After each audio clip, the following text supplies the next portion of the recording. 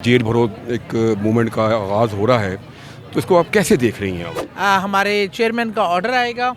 Workers अपने आप को इतने मतलब एक्साइटेड भी हैं, जेल में भरने को तैयार हैं, बल्कि नौजवान, बूढ़े, बच्चे और हम ख़वातीन भी बढ़ चढ़ कर इसमें हिस्सा ले रहे हैं। इनका जो वावेला है, इनके जो इल्ज़ामात हैं तोशा खाना के हवाले से है, फॉरेन फंडिंग से हवाले से है, तो इस हवाले से क्या समझती हैं कि ये चीज़ें आने के बाद जो आपका पीटीआई का वोटर था वो इंटैक्ट है या कुछ थोड़ा सा आप समझती हैं स्लिप हुआ है? ईमानदार लीडर है और जिसने अपनी इस ज़ात से बालातर होकर हमेशा काम किया इस मुल्क की सलामती के लिए, 22 करोड़ आवाम की बका के लिए।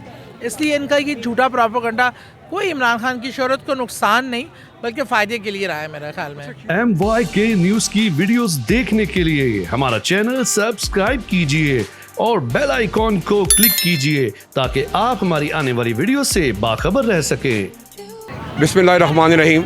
मेरे साथ राना सादिया साहब बैठी हैं। आपका ताल्लुक़ पीटीआई से है और मैं समझता हूँ कि पिछले 3-4 साल में पंजाब असम्बली में जिस तरह इन्होंने काम किया और जिस तरह पीटीआई के जो क्या कहते हैं मंशूर था और ख़वातीन के जो हकूक़ से उस पर बहुत सी बातें की और मैं समझता हूँ कि एक अच्छे तरीके से केस लड़ा।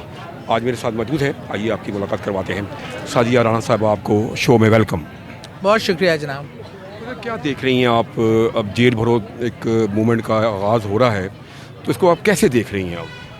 देखिए, जब भी बड़ी बड़ी तहरीकें होती हैं उनमें एक जेल भरो की भी हिस्ट्री है, लेकिन हमारा जो जेल भरो है उसके पीछे है कि हम आइन को टूटने नहीं देंगे। आइन की बालादस्ती को कायम रखने के लिए और आइन को तोड़ा ना जाए, उसको जिस तरह ये हुकूमत ख़ास तौर पे ये आपका इंटरिम सेटअप आइन की बालादस्ती को डाउटफुल करना चाहता है और उसको तोड़ना चाहता है, तो उस हवाले से हमारी जेल भरो तहरीक का हम आगाज़ कर चुके हैं। रजिस्ट्रेशन जारी है और जिस तरह ही हमारे चेयरमैन का ऑर्डर आएगा, वर्कर्स अपने आप को इतने मतलब एक्साइटेड भी हैं, जेल में भरने को तैयार हैं, बल्कि नौजवान, बूढ़े, बच्चे और हम ख़वातीन भी बढ़ चढ़ कर इसमें हिस्सा ले रहे हैं और हम अपने लीडर के लिए अपनी आइन को कायम और सलामत रखने के लिए, आइन की खिलाफ वर्जी को रोकने के लिए इस तहरीक में जाएंगे। आप ख़वातीन को बड़े अच्छे तरीके से डील करती हैं, लाहौर से आपका ताल्लुक़ है, तो अब तक आप बताएंगी कि ये जो रजिस्ट्रेशन हो रही है जेल भरो तारीख, ख़वातीन के इस पर किस हद तक जो है शमूलियत हो चुकी है?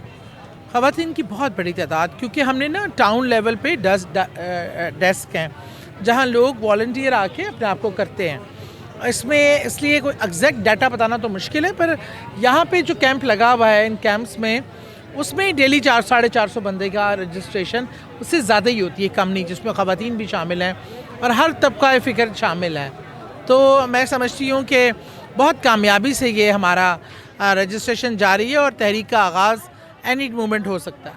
अच्छा राना साहब, यही बताइए कि जो अपोजिशन की आपने एक अच्छा तरीके से काम किया, अब हुकूमत में जो लोग जो आ गए पहले अपोजिशन में थे, इनका जो वावेला है, इनके जो इल्ज़ामात हैं तोशा खाना के हवाले से है, फॉरेन फंडिंग से हवाले से है, तो इस हवाले से क्या समझती हैं कि ये चीज़ें आने के बाद जो आपका पीटीआई का वोटर था वो इंटैक्ट है या कुछ थोड़ा सा आप समझती हैं स्लिप हुआ है?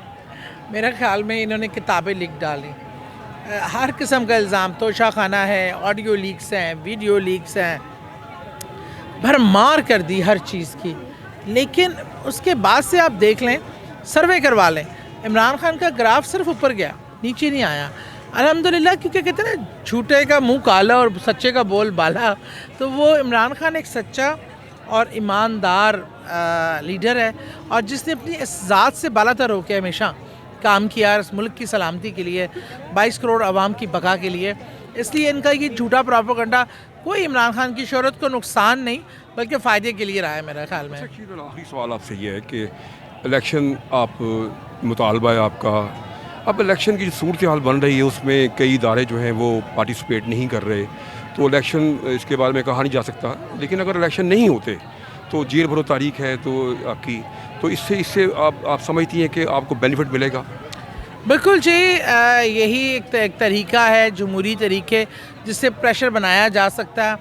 مسئلہ یہ ہے کہ جو الیکشن ہے نا وہ ہمارا یا کسی پارٹی کا ایشو نہیں ہے، اس سے ملک کی سالمیت کا ایشو ہے. اس معاشی بحران سے نکلنے کا واحد حل یہی ہے. تو اس میں اگر جو لوگ ایک شخص نے اپنی بیٹھے بٹھائے 2 گورنمنٹیں ختم کر دیں صرف اس لیے کہ ہم وسیع تر مفاد میں کام کریں اور اس کا جنرل الیکشن اس کا واحد حل ہے، تو اب میرے خیال میں باقیوں کو بھی دل بڑے کرنے چاہیے. باقیوں کو اصل میں موت سامنے نکھی ہے، تو شاید تقدیر نظر آ رہا ہے کہ ان کا گراؤنڈ پہ اب ان کا نہ کوئی ووٹر رہا ہے نہ کوئی سپورٹر رہا ہے، اس لیے وہ بدحواسی کا شکار ہیں اور ان کا بس نہیں چل رہا. وہ جتنا ہو سکتے ہیں اس معاملے کو ڈیلے کریں. اور ایک ذہن میں سوال آ گیا میرا، کیونکہ آپ نے 3-4 سال پنجاب اسمبلی میں بہت ایک سیاست کی ہے، آپ سمجھتی ہیں کہ مشاورت کہاں ہوتی ہے، کہاں ہونی چاہیے، تو کیا آپ سمجھتی ہیں، ذاتی آپ کی رائے کیا ہے کہ اس موجودہ صورتحال میں کوئی مشاورت کا راستہ نکل سکتا ہے کہ بیٹھ کر تمام پارٹیاں جو ہیں وہ ایک راستہ نکالیں تاکہ جو ہے جو ملک کی معاشی حالات ہیں وہ بہتر ہو سکیں اور اچھے انداز میں جو ہے الیکشن ہو سکے؟ جی، مشاورت کا راستہ ہمیشہ بیک ڈور پالیسی ہوتی ہے. صدر مملکت اس میں ایک اہم کردار تھے اور بہت سے لوگوں نے، لیکن مشاورت کس سے کریں؟ ایک چور ڈاکوؤں لٹیروں سے کن سے مشاورت کریں؟ ان کا مفاد ہمارے مفاد سے بالا تر ہے. ہم 22 کروڑ عوام کا سوچ رہے ہیں، پاکستان کا سوچ رہے ہیں. وہ اپنا پیسہ بچاؤ، اپنا ابو بچاؤ، یہ تحریک پہ بہت فرق ہے. برابری ہونی چاہیے نا مشاورت کے لیے. وہ سنسیئر ہی نہیں ہے تو پھر اب کیا ہو سکتا ہے؟ پھر اس میں یہی ہے کہ ہم اپنی جدوجہد جاری رکھے ہوئے ہیں. آپ کا شکریہ رانا صاحب. ابھی آپ نے رانا سعدیہ سہیل صاحب کی باتیں سنی. بہت منجھی ہوئی سیاستدان ہیں اور میں سمجھتا ہوں پچھلے 4 سال میں ان کی کارکردگی بہت نمایاں ہے.